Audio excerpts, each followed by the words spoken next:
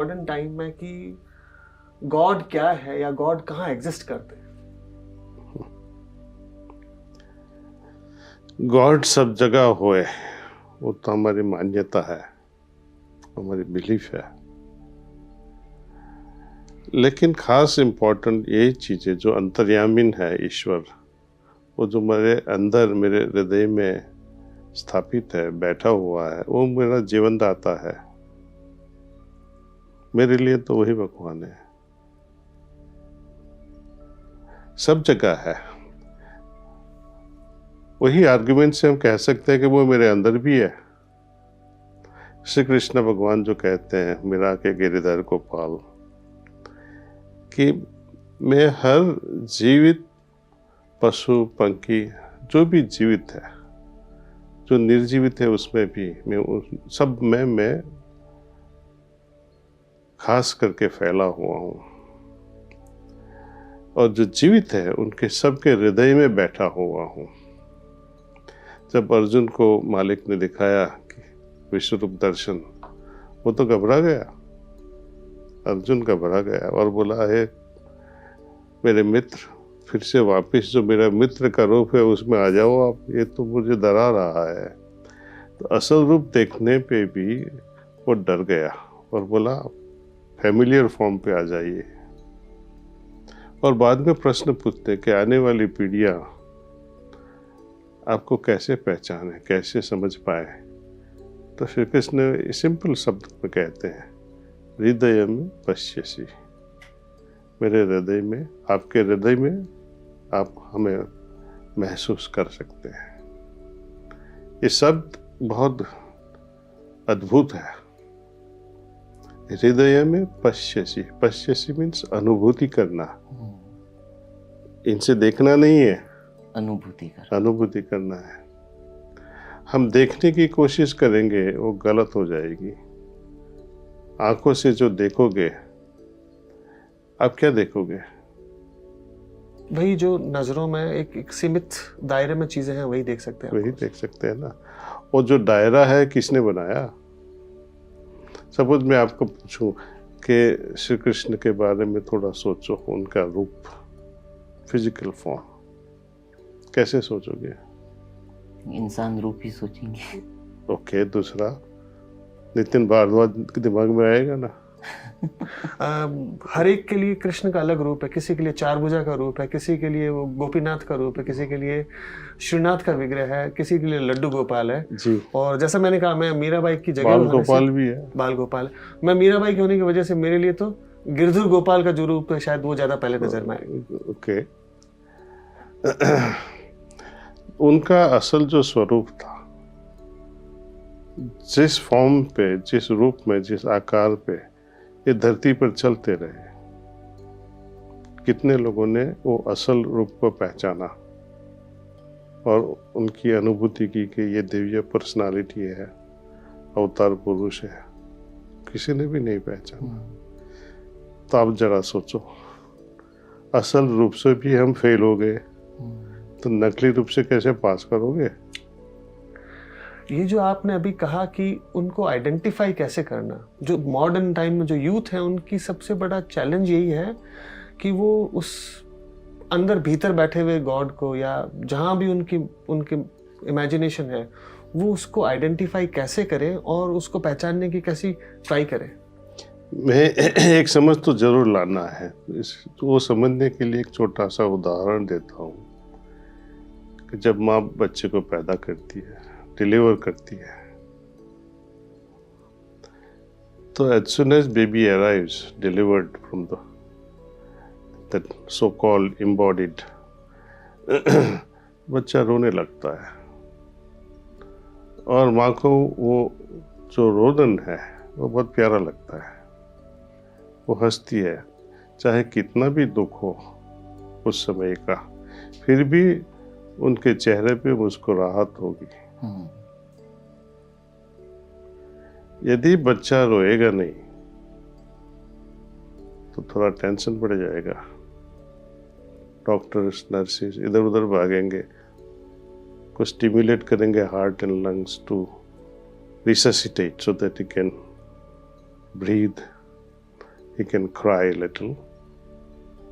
Crying जो रोदन है वो एक सिग्नेचर है कि उनके साथ जो आने वाला था प्रभु वो आया है, ईश्वर आया है। अंतर्यामीन जो है, जीव कहो, आत्मा कहो, रूह कहो, सोल कहो, लाइफ फोर्स कहो, क्या कहो, कुछ भी ना कहो, फिर भी उनकी बिना हम जी नहीं सकते।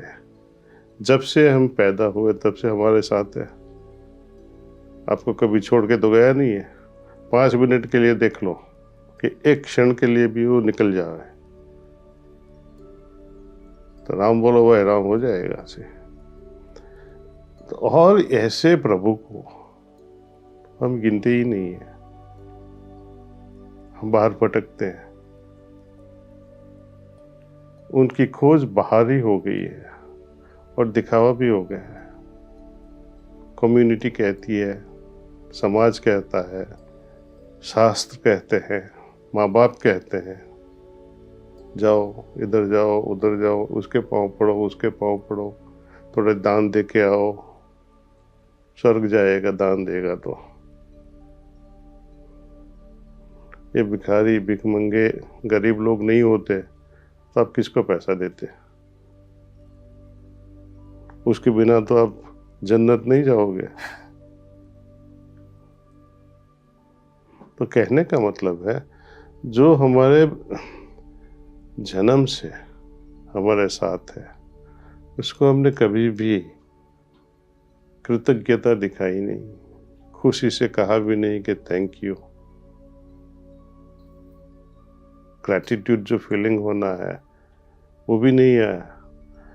वो ग्रैटिट्यूड थैंकफुलनेस हम फालतू चीज़ों को करते हैं।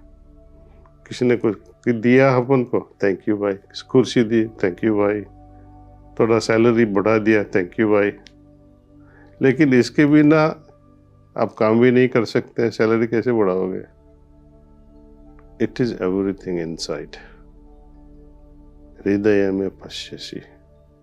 कितना लोग पढ़ते हैं, रटन भी करते हैं, कोई समझता नहीं है। ये जो आपने जो बात बोली है कि भगवान अपने अंदर है और जिसको पहचानते नहीं, ये बड़ा जिज्ञासु सवाल है जो कि हर किसी को पूछना चाहिए। अपने उपनिषद में एक वर्ड सेंटेंस है, अततो ब्रह्म जिज्ञासा, मतलब कि हमें क्वेश्चन करना चाहिए। और ये क्वेश्चन नहीं करने की वजह से इन चीज़ों को अपन परख नहीं पाते हैं। और आपने जो बोला कि सब जगह पे लोग भटक रहे हैं, तो कैसे ये चीज़ लोगों तक, आप एक मिशन के ऊपर है कि आप जिसके अंदर लोगों को ये चीज़ें बता रहे हो, कैसे सिंपल फॉर्म में लोगों को ये समझाएं कि अपने अंदर देखना है? ये सिंपल है। एक बात समझ में आ गई कि उसके बिना मैं जी नहीं सकता हूँ, वो मेरे अंदर है। शुरू करो उनकी खोज अपने अंदर। शांति से बैठो, उन पे ध्यान लगाओ। प्राणाहुति की मदद से जो हार्टफुलनेस प्रैक्टिसेस ऑफर करती है फ्री ऑफ चार्ज। ऐसा नहीं है कि हम आपसे कुछ चाहिए हमें, नहीं। We want to share this विद्या, ब्रह्म विद्या विद एवरीवन। उसकी वो दिव्यता की सबको अनुभूति हो, वो हमारा ध्येय है। वो कैसे किया जाता है कि कोई भी यौगिक प्रक्रिया हम शुरू करते हैं उसके पहले दीक्षा लेते हैं शुरुआत। तो इस संस्था में 3 सेशन करते हैं, आधे घंटे ईच, आइदर इन पर्सन और रिमोटली। और प्राणाहुति की वजह से इनके हृदय की साफ सफाई करती है। बाद में यौगिक सीड अपसंकल्प इज बीज देते हैं कि जिसकी वजह से वो फिर से स्फुरित होकर अपने जीवन को बदल सके और उसकी अनुभूति कर सके। मैं हमेशा कहता हूँ कि किसी भी चीज़ में मानने से पहले उसकी अनुभूति बहुत ज़रूरी है। माँ ने कहा बेटा भगवान में मान लेना, हम मान लिया, बट उसी चीज़ से हम संतुष्ट हो जाएंगे तो प्रॉब्लम हो जाएगा। संतुष्टि से हम आगे नहीं बढ़ सकते हैं। इसकी निरंतर खोज आगे, हाँ, माँ ने बताया बेटा ईश्वर है। आगे उस नॉलेज को आप आगे कैसे बढ़ाओगे? नॉलेज है, इंफॉर्मेशन है कि ईश्वर है, उसकी खोज, उनकी सर्च, इनका रियलाइजेशन के लिए तो कुछ करना पड़ेगा। लेकिन हम खुश हो जाते हैं, हाँ वो ईश्वर में मानते हो? हाँ मानता हूँ। क्यों मानते हो? उसका जवाब नहीं है। क्यों मानते हो जब पूछते हैं किसी को भी, माँ को, दादी को भी पूछते हैं तो वो गुस्सा करते हैं। क्यों? आपको ऐसा नहीं लगता कि मैं मानती हूँ? वो बोलेगी after all if you pressure too much, वो बोलेगी मेरी माँ ने बताया था, बाप ने बताया था, हमारे शास्त्र कहते हैं, हमारा धर्म कहता है। कोई भी आज ऐसा नहीं कह सकता है कि मैंने अनुभव किया है और उस अनुभव के आधार पे मैं कह सकूं कि ईश्वर है। Everyone has borrowed knowledge, belief system. और religion, it creates more misunderstanding by saying, oh, my God is better than yours. Even within Hinduism. Now, there is a movement in South India, they say Sri Krishna is not God. Only Shiva is God. They say that is our Dravidian God. Krishna is Aryan God. You see how even politics has gone into religion in flaming this misunderstanding amongst people. When you say... I think this is revenge, because religion used to go into politics and create problems. So now politics is going into religion and it is creating problems for religions. Well said. Well said. Religion is to unite. Religare means to reunite. But the purpose is failing. It continues to divide us. Okay. When we say God is one, but we are very enthusiastic in saying my Hindu God is better than Christian God. Or Christian would say my God is better than Muslim God. See, God belongs to no one.